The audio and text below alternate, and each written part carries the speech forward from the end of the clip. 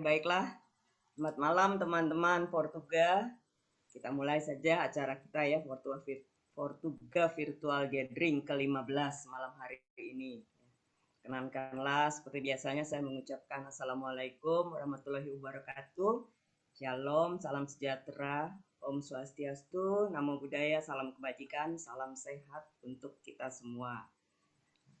Teman-teman, topik malam ini adalah pertambangan nikel nasional. Jadi malam ini adalah malamnya tambang ya. Nanti yang sharing ini adalah teman kita Arif Siregar dari tambang, juga moderatornya dari tambang, Rudi Sayoga ya. Nah, nanti saya akan dibantu oleh teman saya Devi ya untuk jadi MC. Baiklah, acara akan kita awali dengan doa yang dipimpin oleh, nah ini dia teman kita Aam yang tampilnya beda. Silakan Aam nanti sambil kita tayangkan obituarinya ya, teman-teman yang udah mendahului kita. Ada 3 teman di bulan Februari dan 3 teman kita di bulan Januari yang mendahului kita menghadap Sang Pencipta. Mangga silakan Aam. Oke. Terima kasih Melani. Hari ini saya mendapat tugas dari teman-teman untuk membacakan doa di acara Portuga Virtual Gathering ke-15. Pertama kita doakan semoga teman-teman semua dan keluarga besar diberikan kesehatan dan kebahagiaan selalu. Kedua, kita doakan kawan kita yang telah mendahului di bulan Januari dan Februari 2022 ada 6 orang. Yang pertama adalah Mas Lilik Darmawan Subagio, itu seni rupa 73, wafat 8 Januari 2022. Nomor 2 adalah Mas Aslam Kalyubi, teknik kimia angkatan 73, wafat 14 Januari 2022. Nomor 3, Mas Sudarmaji, planologi 73, wafat 23 Januari 2022. Keempat, Mas Atmadi Sutanto, teknik kimia 73, wafat 13 Februari 2022. Kelima, Budiman Idris Malo, Bang Budiman Idris Malo, teknik penyihatan 73, wafat 16 Februari 2022. Kemudian yang keenam, Mas Bambang Wibianto, mesin 73, wafat 19 Februari 2022.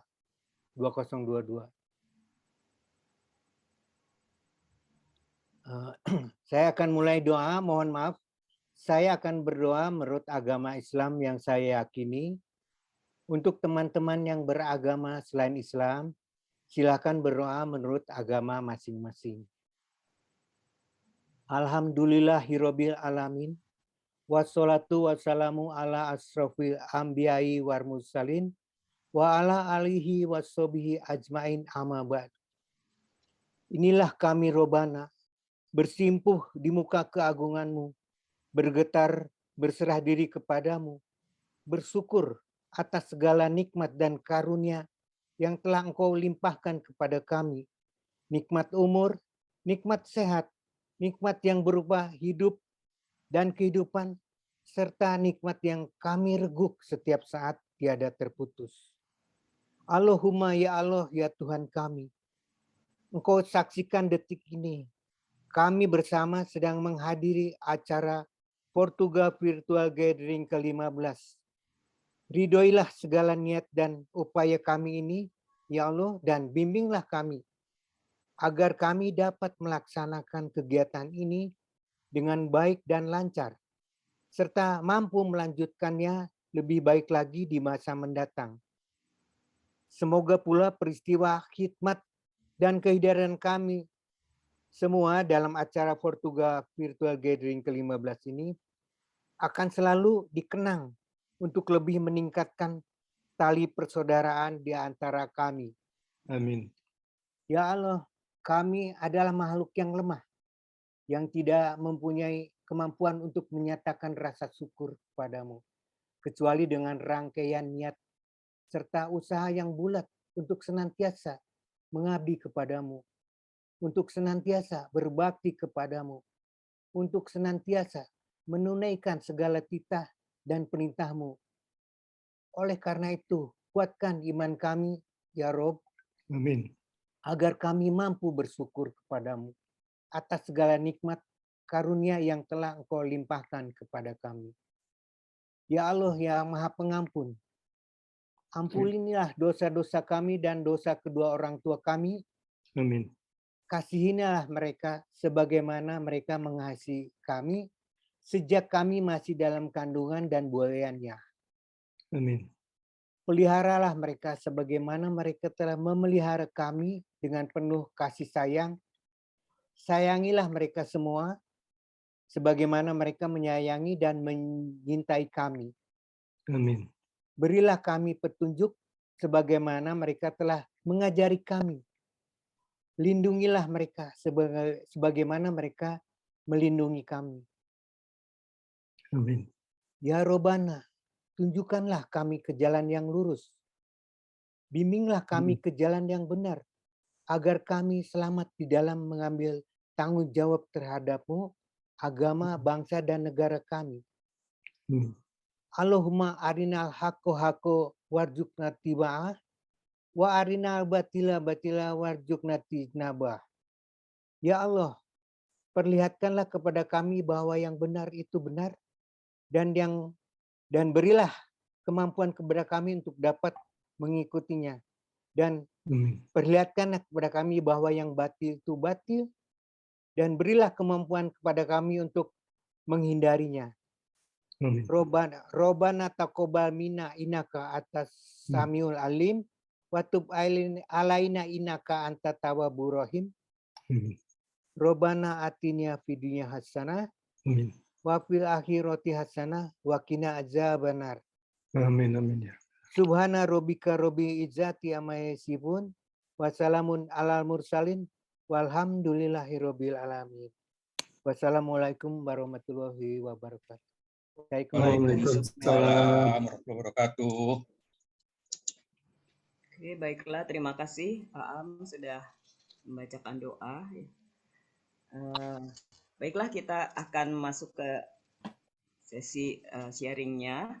Biar lebih kenal dengan moderator kita malam hari ini ya. Saya bacakan sedikit CV singkatnya. Jadi Rudi Sayoga ini dari S1-nya dari Tambang ITB, kemudian S3-nya dari RWTH Aachen, Jerman. Ya, jadi dari lulusan Jerman. Mungkin kita kenalnya ya teman aja, tapi kan kita nggak tahu background-nya ya. S3 dari Jerman. Nah, kemudian sejak tahun 1983 beliau jadi dosen sampai sekarang di Teknik Pertambangan ITB dan mendapatkan guru besarnya pada tahun 2006, Profesor Rudi Sayoga. Ya, itu yang akan moderatorin kita malam hari ini. Ya. Baiklah, sebelum saya serahkan kepada Rudi, mana Rudi udah ada ya di sini ya? Halo? Ada, Mbak. Ya, oke. Silakan Rudi Sayoga. Ya. Baik, terima kasih Mbak Mel. Teman-teman semuanya, Assalamualaikum warahmatullahi wabarakatuh. Salam sehat buat kita semua. Wah, senang sekali ini bisa ketemu dengan teman-teman semuanya. Hari ini seperti disampaikan oleh Mbak Melani, ini harinya tambang, gitu ya. Hari ini kita akan membahas nikel. Saya sengaja kasih background-nya itu ada bagiannya nikel, itu bagian penambangan nikel dan dampaknya terhadap lingkungan. Sebelum kita mulai, saya kira sebagian mungkin dari teman-teman sudah kenal teman kita Arif Siregar. Saya bacakan CV-nya panjang, jadi saya bacakan yang singkat-singkat aja. Arif Siregar, panjangnya Arif Sulaiman Siregar. Pendidikannya dari ITB S1 dari tambang metalurgical engineering, kemudian dapat PhD dari University of Queensland di Brisbane di Australia tahun 92. Pernah juga ikut Harvard Business School di Boston dan beberapa kursus yang lain. Nah, Arif ini pernah jadi, makanya diminta untuk bicara soal nikel karena Arif ini, teman kita Arif ini pernah menjadi Presiden Direktur dan CEO dari PT International Nikel Indonesia atau yang kita sering kenal dengan nama PT Inco. Ya, dari tahun 2006 sampai 2011. Sebelumnya 2003-2006 Presiden Direktur dari PT Kalian Equatorial Mining. Ini tambang emas di mana di Kutai Barat, kalau sekarang namanya Kutai Barat. Kemudian 2003 pernah menjadi Presiden Direktur PT Rio Tinto Indonesia, dan pernah juga 2000 sampai 2003 bekerja di Palabora Mining Company di South Africa, jadi General Manager Industri Mineral. Sebelumnya bekerja di Kaltim Primacoal. Jadi panjang sekali sebetulnya pengalamannya. Dulu setelah lulus dia pertama kali kerja di Timah, tapi di PT Broken Hill Proprietary Indonesia di Belitung. Mungkin itu ya, karena Arif juga pernah jadi chairman dari Asian Federation of Mining Association. Pernah 5 tahun 2005 sampai 2010 menjadi Chairman of Indonesian Mining Association atau IMA kalau kita sering dengar, kita kenal dengan IMA. Berbagai pernah menjadi presenter di berbagai kesempatan. Mungkin itu secara singkat CV dari teman kita Arif. Baik, kita langsung saja dengarkan sharing dari teman kita Arif mengenai nikel. Silakan. Terima kasih Pak Prof. Sebelumnya perkenalkan saya tadi itu. Untuk para teman-teman yang hadir malam ini, saya ucapkan Assalamualaikum warahmatullahi wabarakatuh. Waalaikumsalam warahmatullahi wabarakatuh. Mudah-mudahan kita jauh dari COVID. Amin. Oke, saya mulai dengan, saya akan bagi 3 ini presentasi. 1 itu pertambangan secara umum kondisi saat ini di Indonesia. Yang keduanya itu nanti tipikal untuk nikel. Yang ketiga itu nanti adalah bahan diskusi. Oke, kalau gitu. Yang tayang. Saya akan bicara mengenai pertambangan secara general dulu dalam sesi pertama. Sesi kedua itu saya akan bicara tentang nikel. Sesi ketiga saya akan bicara mengenai beberapa masalah yang dialami nikel saat ini, dan ini saya harapkan jadi bahan diskusi di antara kita. Siapa tahu ada solusinya nanti. Oke, yang berikutnya. Kalau kita bicara soal potensi, Indonesia ini termasuk 10 negara yang paling potensial untuk pertambangan. Itu kondisi kita saat ini.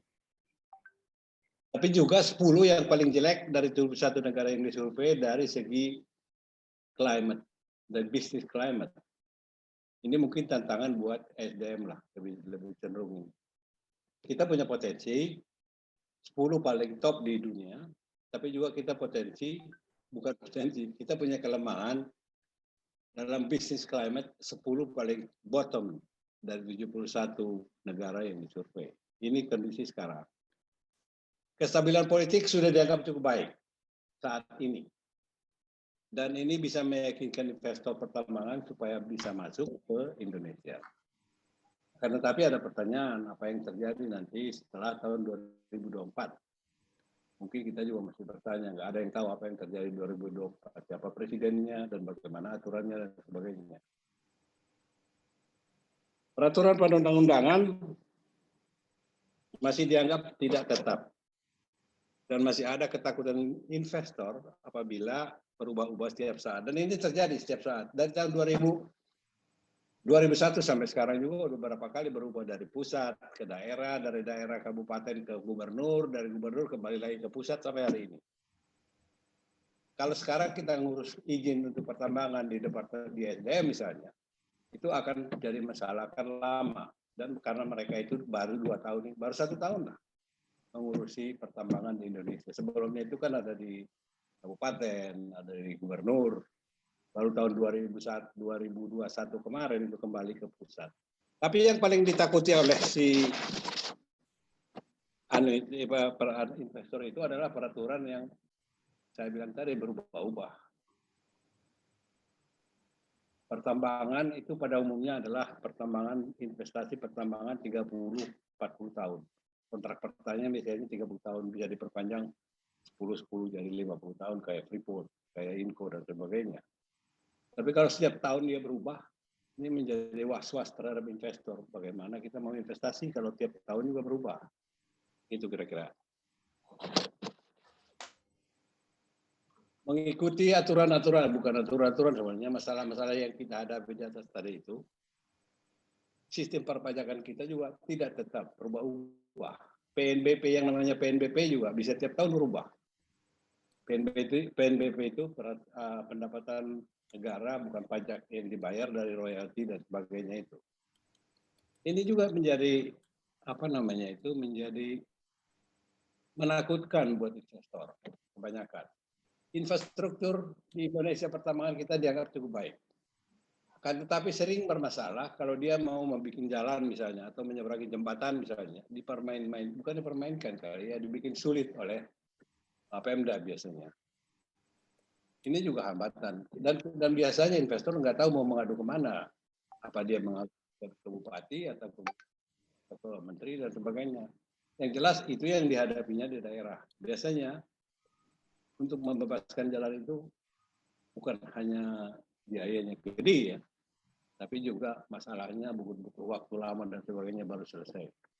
Yang terakhir adalah environmental regulation. Ini yang paling ditakuti oleh si pertambangan investor terutama itu. Karena dari sekian banyak aturan itu, environmental regulation yang paling sulit kadang-kadang untuk dipenuhinya. Banyak sekali masalah. Nanti nggak perlu saya satu kali ya. Tapi di situ banyak masalah, saya listing di situ masalah yang dihadapi pertambangan di daerah.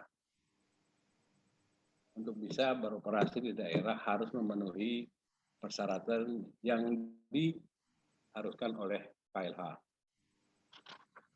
Itu secara singkat, nggak usah saya sebut satu-satu, tapi inilah masalah yang dihadapi.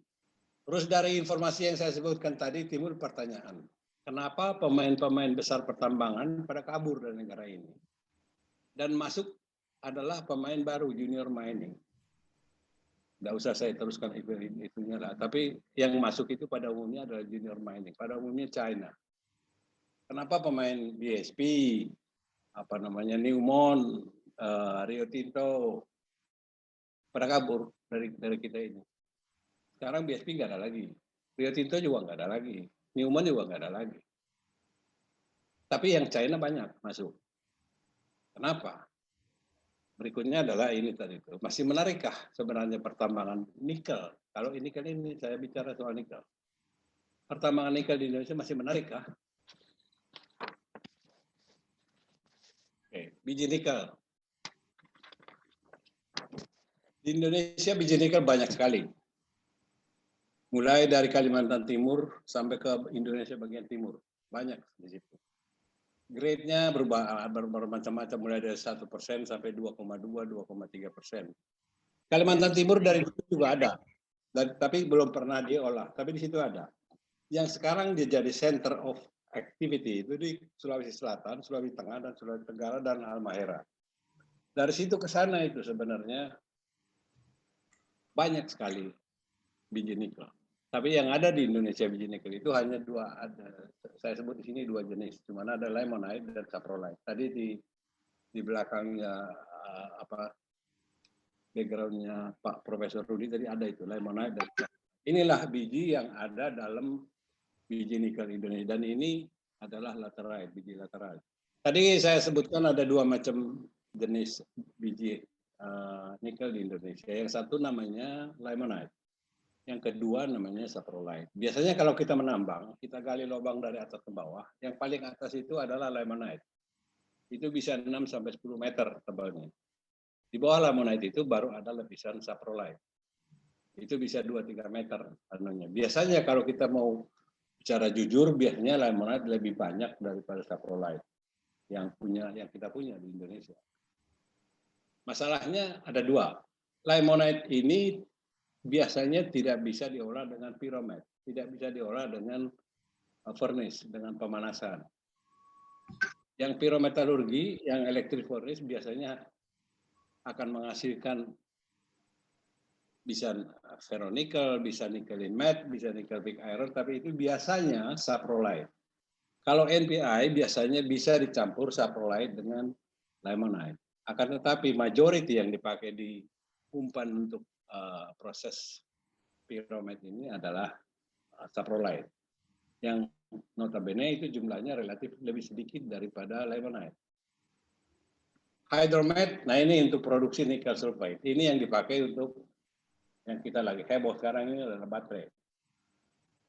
Biasanya bahan nikel sulfide yang dari baterai itu diproduksi dari proses hidromet. Itu bisa high pressure acid leaching atau atmospheric pressure. Oke, ini kegunaan dari nikel. Mungkin juga semua udah paham kalau ini ya. Secara umum nikel tidak dipakai murni, kecuali tentunya untuk laboratorium, untuk tes sesuatu di lab.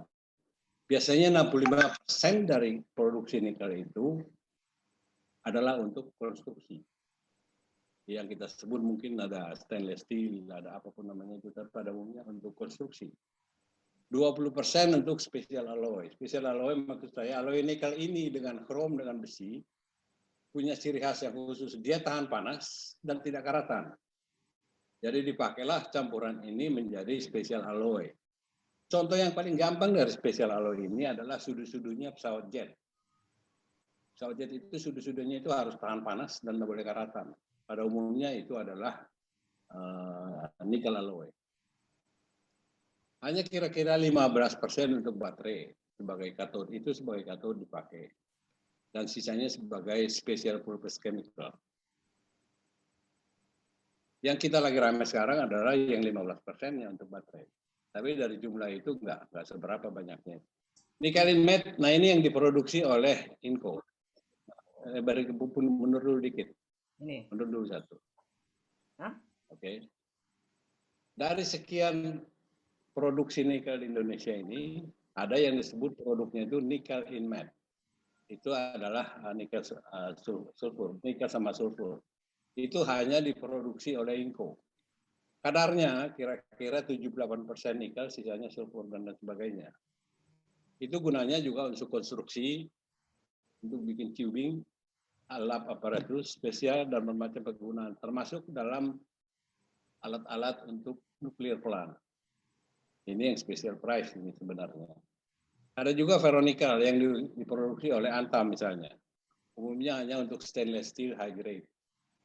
Ada juga yang namanya NPI. Ya ini yang lagi ramai ini. NPI inilah yang diproduksi oleh investor Cina yang masuk kita ini. NPI ini adalah nickel pig iron.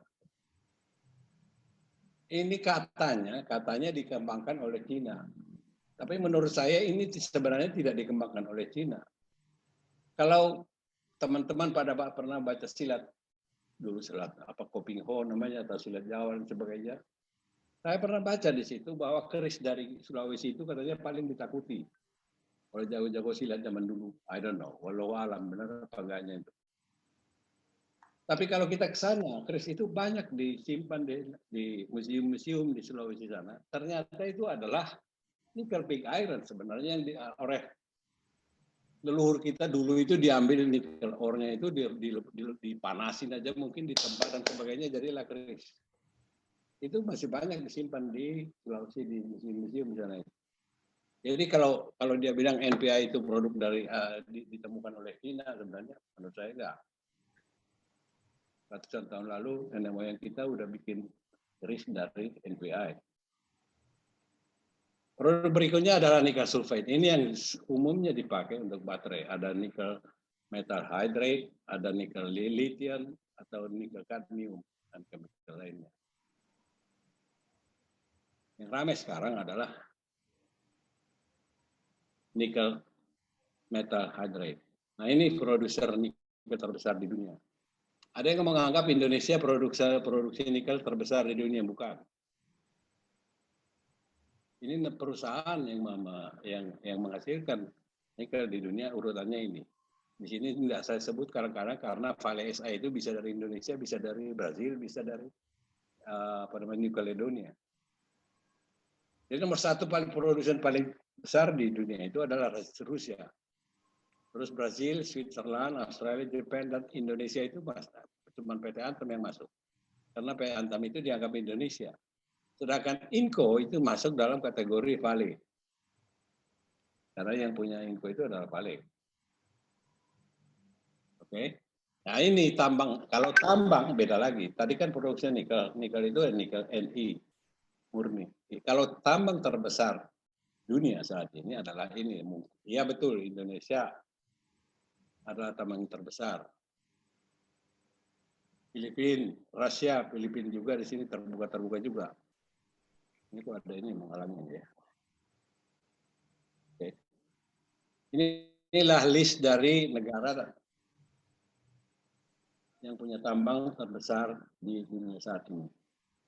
Sekarang kalau kita lihat berapa sih kebutuhan nikel di dunia saat ini? Sebetulnya kebutuhan nikel itu hanya sekitar 2 juta ton per tahun. Saya ngomong nikel bukan ore ya, Ni-nya saja. Jadi kalau di sini disebut Sorako memproduksi 71, sekian ribu, itu namanya 71,2 ribu nikel, Ni metal. Jadi kalau mereka 78% nikel met, berarti harus dibagi 0,78. Gitu. Nah, ini fenomena tambang nikel di Indonesia ini yang mulai kita bahan diskusi. Anda boleh bertanya langsung sekarang, mulai dari sekarang ini. Bagaimana dengan ini adalah fenomena tambang nikel di Indonesia. Tadi saya sebut di situ, kenapa kok panama kecil ukuran China yang masuk ke Indonesia saat ini, sedangkan pemain-pemain besarnya dulu, saya pernah di Rio Tinto, dulu kita mau buka tambang nikel di Sulawesi Tengah, namanya La Sampala. Tapi karena kondisi politik yang nggak jelas, mereka jadinya mundur. Kalau nggak salah saya, BSP juga pernah mau buka nikel, tapi juga mundur. Kenapa itu? Banyak sekali masalah yang harus kita anukan. Kenapa yang banyak itu diproduksi NPI? Belakangan juga ada proses SPAL atau atmospheric pressure leaching. Kenapa tidak produksi ferronikel? Kenapa tidak produksi nikel matte? Kenapa yang banyak itu NPI? Pada dasarnya NPI itu adalah proses yang muncul karena dulu Indonesia melarang ekspor biji. Pada dasarnya NPI itu hanya dipadatkan itu biji, dibakar, meleleh, habis itu dijual seperti apa adanya. Itu yang disebut nickel pig iron. Beda dengan ferronikelnya Antam, beda dengan nikel matte-nya Inco. Beda dengan nikel sulfide yang diproduksi oleh high pressure acid leaching. Ini tidak ada namanya high pressure acid leaching. Kalau kita lihat fenomena apa yang terjadi sekarang di daerah, terutama yang saya lihat itu adalah di Sulawesi Tengah, Sulawesi Tenggara, sama Sulawesi Selatan. Investor itu pada dasarnya tidak mau punya tambang, dia cuma punya smelter. Pertu misalnya, Pertu itu kalau nggak salah ada lebih dari 16 smelternya. Lebih dari 16 tower dia punya smelter. Tapi dia nggak mau tambang. Dia cuma mau beli tambang biji dari rakyat, dimasukkan ke sini, diproses, dia produksi NPI, nickel pig iron, dan ekspor. Dia langsung ke China, karena yang punya memang China. Ada beberapa itu, ada SMI, ada Morowali, di situ yang punya NPI. Dan kalau nggak salah di Banten juga ada satu. Ada smelternya NPI. Jadi yang menambang itu pada dasarnya adalah ini mungkin juga banyak yang nggak tahu ya. Saya misalnya punya duit, saya beli 1.000 hektar. Ini yang saya sebut yang terjadi saat ini ya di Sulawesi maupun di lain. Saya punya duit, saya beli 1.000 hektar. Tapi saya nggak mau nambang, izinnya saya urus sampai komplit. Ini saya outsource nih, 10 hektar, 20 hektar, 30 hektar, 1 orang untuk menambang. Mereka jual dan mereka bayar ke saya royaltinya, mungkin sekitar $6 sampai $7 per ton. Ini yang terjadi saat ini yang mau saya sengaja saya agak lambatkan di sini, karena kita mau diskusi soal ini, bagaimana mengatasi ini ke depan. Ini yang menambang ini adalah rakyat. Dari sekian banyak rakyat itu, mereka nggak pernah mengenal namanya pasca tambang. Proses bagaimana menyudahi tambang, nggak pernah ada itu. Dan unfortunately, SDM juga nggak punya perhatian untuk melakukan pengawasan terhadap penambang kecil itu. Apa yang terjadi sekarang di sana, misalnya saya punya uang, saya beli 1.000 hektar. 1.000 hektar itu saya bagi 10 atau 20 ke beberapa perusahaan kecil. Saya suruh mereka nambang. Mereka jual ke smelter, dan saya dibayar $6 sampai $7 per ton. Oh, harga biji nikel sekarang 1,8 itu kira-kira $42 per ton. Setiap 0,1 lebih tinggi dari 1,8 akan dibayar $5. Pada umumnya mereka bisa nambang sampai 2% nikel. Kalau 2% itu harganya menjadi 42 tambah 5 jadi 52. Mereka bayar sama yang punya tambang, punya lahan ke $6 sampai $7 per ton. Itu yang terjadi sekarang. Konsekuensinya adalah mereka asal nambang. Tidak lagi mengurusin apa itu penutupan tambang, apa bagaimana supaya nggak longsor, dan nggak mau mengurus mereka itu. Yang mereka lakukan adalah tambang, kalau bisa dapat 2%, harga dapat $52 per ton. Itu yang terjadi sekarang. Ini kita bicara tambang nikel. Dia bisa produksi 200.000 sampai 300.000 sebulan. Artinya satu tambang itu tadi banyak subkontrakkan ke sana itu. Oke, terus berikutnya. Saya datang ke beberapa penambang. Ada penambang kecil itu yang saya kasihan melihat. Kenapa saya bilang kasihan melihatnya? Si smelter ini kan tidak mau tahu sebenarnya siapa yang punya tambang. Yang penting dia beli, dia proses di pabriknya.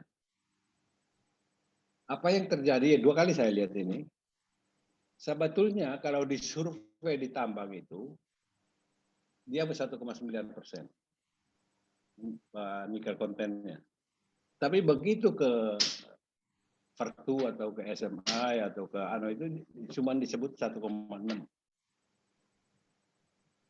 Artinya harganya harga 1,6. Kenapa? Karena jurinya, empire-nya itu adalah empire-nya si pembeli.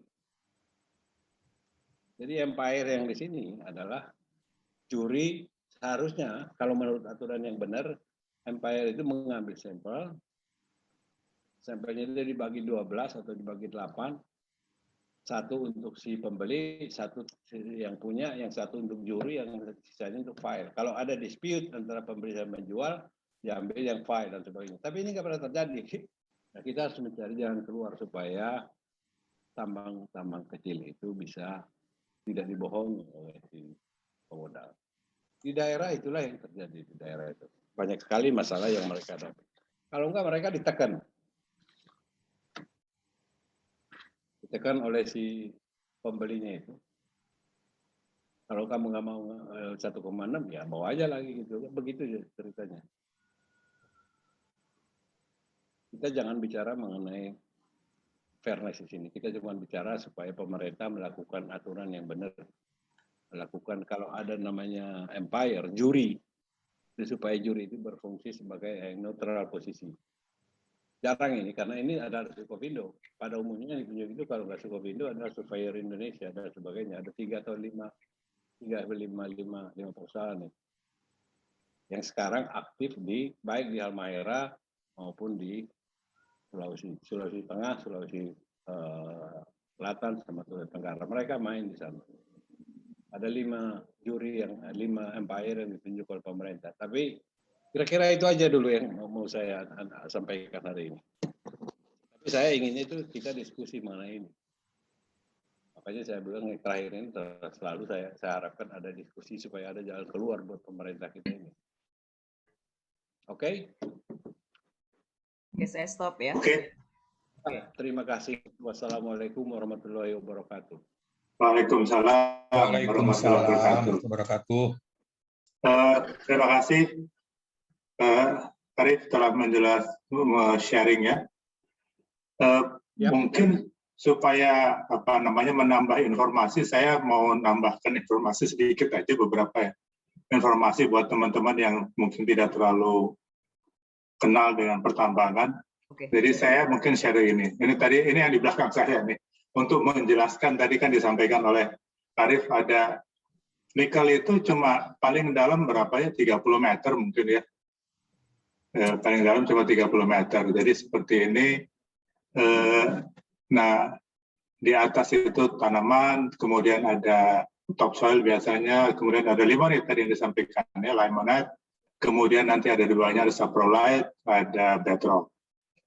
Nah, biasanya memang kalau kita lihat dari kadarnya, kadar nikel yang saprolite itu yang tinggi ya, jadi kira-kira 1,6 lah, 1,6% ke atas ya, sampai 2 mungkin 2. Nah, di limonite itu sebetulnya komposisinya berbeda karena di situ banyak juga besinya dan kadar nikelnya juga rendah, biasanya paling tinggi 1,6 1,7 gitu ya. Jadi memang karakteristiknya berbeda. Nah, yang tadi disampaikan yang ditambang oleh Aneka Tambang, Inco dulu ya, itu adalah saprolite ini.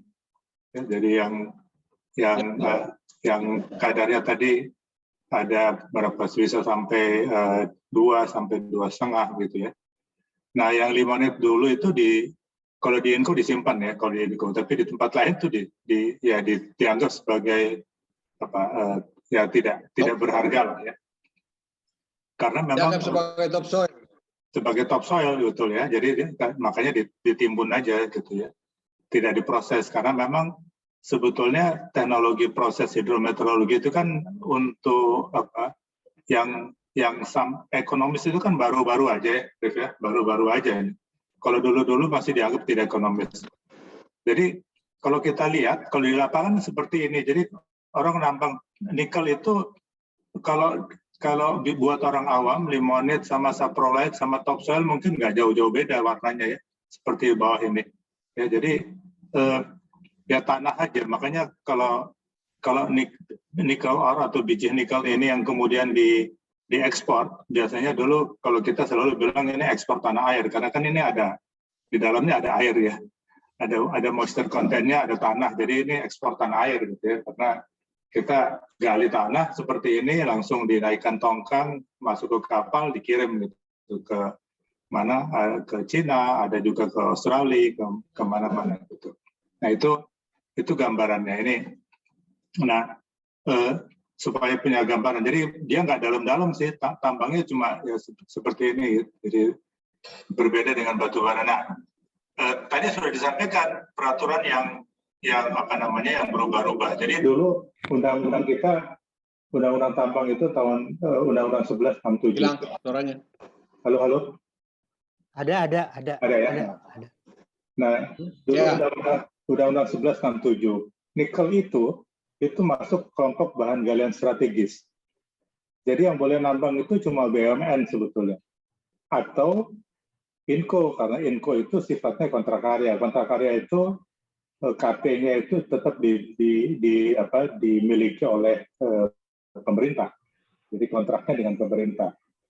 Nah, sehingga orang tidak bisa nambang sembarangan karena memang itu bahan galian strategis. Jadi dulu ada 3 golongan, bahan strategis, ada yang vital dan yang tidak termasuk strategis dan vital. Jadi yang swasta itu hanya boleh masuk ke bahan galian vital atau yang golongan C lah, yang banyak batu, pasir itu boleh. Tapi kalau yang batu bara, nikel, timah itu hanya boleh oleh BUMN.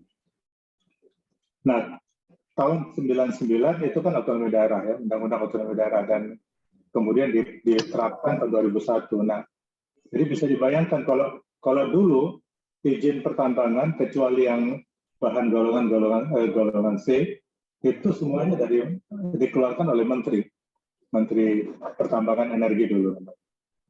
Ya, SDM. Sekarang namanya SDM. Nah, tiba-tiba ada otonomi daerah. Otonomi daerah itu mengatakan semua, jadi tidak ada lagi bahan galian strategis vital dan itu. Jadi semua izin pertambangan itu diserahkan ke bupati dan wali kota. Ya, padahal dulu bupati wali kota kan nggak punya pengalaman yang ngurusin bahan. Ya, jadi bahan golongan C, SIPD itu kan yang keluarkan gubernur juga, bukan bupati wali kota. Nah, inilah masanya sebetulnya yang kemudian bupati sangat mudah mengeluarkan izin. Ya, jadi siapa yang berjasa sama dia, siapa yang bisa bayar besar uang, kan ini kan mulai pilkada langsung ya. Jadi itulah yang sebabnya kenapa semua orang jadi bisa nambang begitu ya, karena sudah tidak susah-susah carinya, datang ke bupati wali kota dikasih aja izinnya. Nah, waktu itu dari 300-an, mungkin 300 lebih bupati wali kota di seluruh Indonesia, yang kepala dinas pertambangannya atau kepala dinas SDM-nya orang pernah pengalaman tambang, itu nggak lebih dari 5 orang. Ya. Yang lain itu ya macam-macam. Yang banyak itu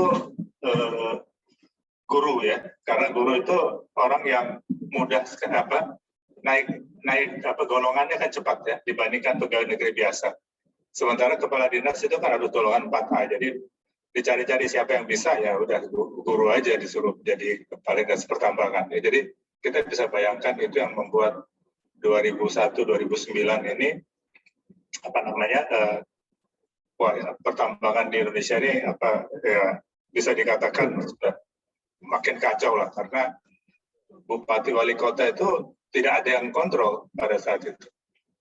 Nah, sampai 2009 ini undang-undang pertambangan nomor 4 2009 jadi IUP, masih kewenangan masih di bupati wali kota. Nah, tapi undang-undang pemerintah daerah yang 23 2014 ini, kalau teman-teman masih ingat waktu pas Jokowi jadi presiden ya, sebelum dilantik itu kan DPR mengeluarkan undang-undang ini sebetulnya, tapi undang-undang ini nggak ramai gitu. Yang ramai itu undang-undang MD3 ya, tentang jabatan ketua DPR dan lain-lain, itu yang ramai. Tapi jadi ini tidak ramai, tapi ini undang-undang ini mencabut, ya, bisa dikatakan mencabut lah ya, kewenangan bupati wali kota dan dialihkan ke gubernur. Paling tidak untuk beberapa bidang, terutama juga untuk pertambangan. Jadi pada saat itu tiba-tiba tahun 2014 kewenangan bupati itu diserahkan ke gubernur. Gubernur pusing karena selama ini nggak pernah ngurusin tambang lagi. Dari tahun 2001 tiba-tiba diserahkan semua dari dan banyak data yang tidak jelas. Nah, tahun 2020 keluarlah Undang-Undang Nomor 3. Ini perbaikan ke Undang-Undang Nomor 4. Nah, ini semua kewenangan pertambangan itu menjadi pusat sekarang. Jadi semua di bawah menteri. Itu yang tadi dikatakan. Ya, Menteri SDM. Nah, ini baru memang, jadi masih bingung juga karena teman-teman di SDM pusat sekarang harus ngurusin tambangnya sekian banyak. Dulu sebagai gambaran, sampai tahun 2001 izin pertambangan yang dikeluarkan KP dan di luar SIPD ya, di luar yang dikeluarkan gubernur dan dikeluarkan pemerintah pusat itu hanya sekitar 600 di seluruh Indonesia untuk berbagai macam tambang.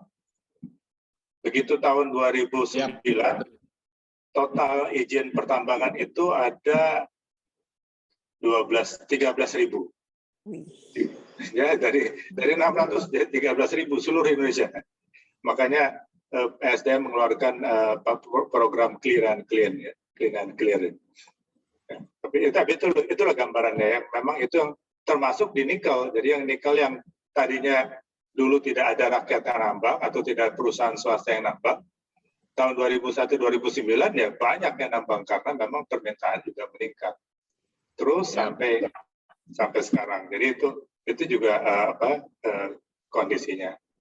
Nah, ini tadi disampaikan yang ada memang banyak di Sulawesi, terutama di Sulawesi Tengah dan Sulawesi Tenggara, Sulawesi Selatan. Karena Sulawesi Selatan sebenarnya di bagian sini juga ya, bagian dekat-dekat huruf K yang bagian tangan di sini.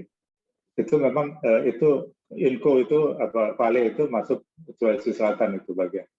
Tapi yang banyak itu sekarang 2 kabupaten yang sekarang jadi terkenal itu namanya Morowali di Sulawesi Tengah dan Konawe di Sulawesi Tenggara. Nah, satu lagi di Halmahera memang. Di Halmahera, terutama Halmahera Timur dan juga Selatan ya. Di situ ada Weda Bay, ada macam-macam. Jadi, nah ini cadangan. Nah, memang sumber daya ada. Kalau di tambang kita kenal ada namanya sumber daya dan ada namanya cadangan. Jadi cadangan itu yang sudah dikuantifikasi, sudah bisa ditambang lah kira-kira begitu. Nah, secara sumber daya Indonesia itu sekitar 20% cadangan dunia itu ada di Indonesia. Jadi secara cadangan, secara sumber daya kita cukup banyak.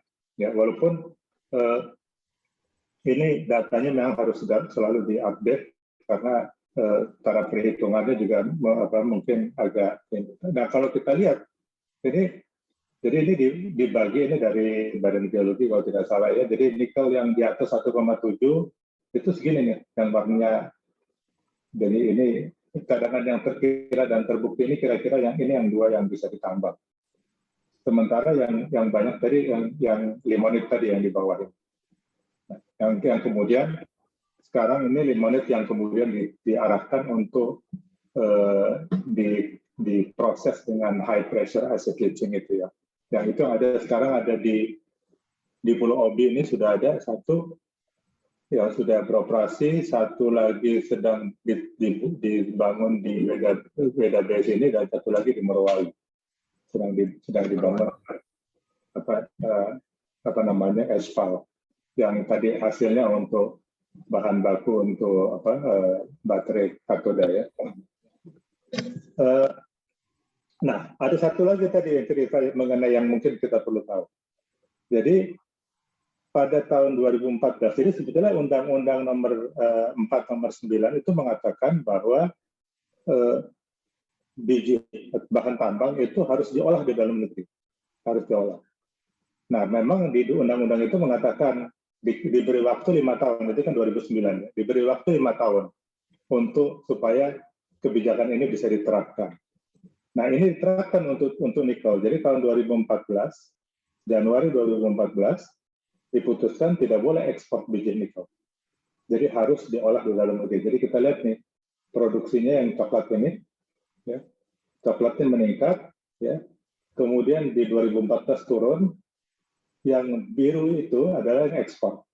Jadi ini hampir semua produksi diekspor.